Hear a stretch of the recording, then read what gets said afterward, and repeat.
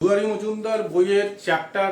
Newton's laws of মোশনের problem number 13 কি বলেছে এখানে বলেছে একটা ওয়েট আছে যেটা 4 কেজি মানে একটা বডি যার ওয়েট হলো 4 কেজি যেটাকে দুটো স্ট্রিং দিয়ে টানা রাখা আছে টেনে দেওয়া আছে দুটো স্ট্রিং দিয়ে ও হলো সেই পয়েন্ট অফ ইকুইলিব্রিয়াম বা পয়েন্ট অফ কন্ট্যাক্ট এখানে ও এ আর ও বি এই দুটো স্ট্রিং এর উপরে এই দুটো টেনশন বার করতে হবে। তো আমরা করবার সময় যেটা করব সেটা হলো যে যদি ভালো করে দেখা যায় তাহলে এই একটা আমরা এই ভেক্টরটাকে মানে এই যে সে এই টেনশনটা বললাম T1 এই টেনশনটাকে বললাম T2 মানে OB along টেনশনটা T2 OA along টেনশনটা T1 T2 কে আমরা দুটো কম্পোনেন্টে একটা হরাইজন্টাল কম্পোনেন্টে একটা ভার্টিক্যাল কম্পোনেন্টে আমরা এটাকে ভাগ করলাম। ভাগ করলে নিয়ম অনুযায়ী কি হবে এই যে টেনশনটা এইটা হলো T2 এর cos 60 বা cos 60 বা cos থিটা কম্পোনেন্ট আর এইটা যেটা হরাইজন্টাল কম্পোনেন্ট সেটা হলো T2 এর sin 60 component right.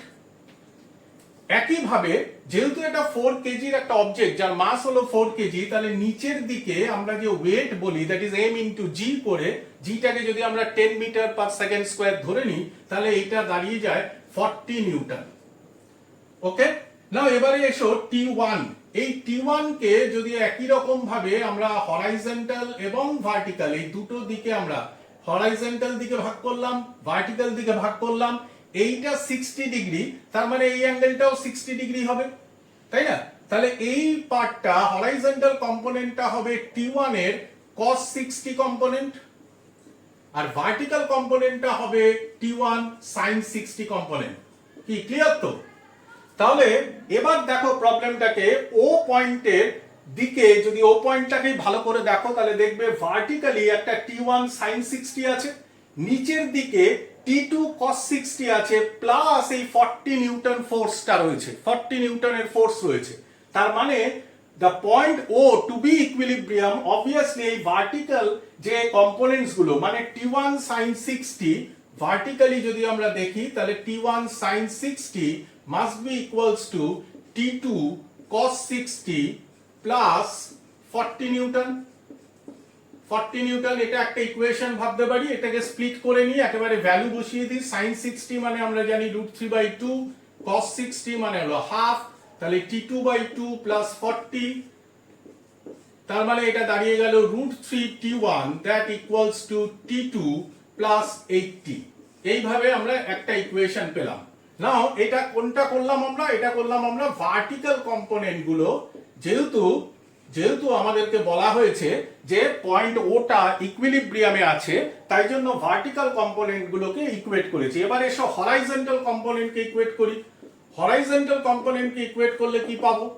T1 cos 60 must be equals to T2 sin 60 clear.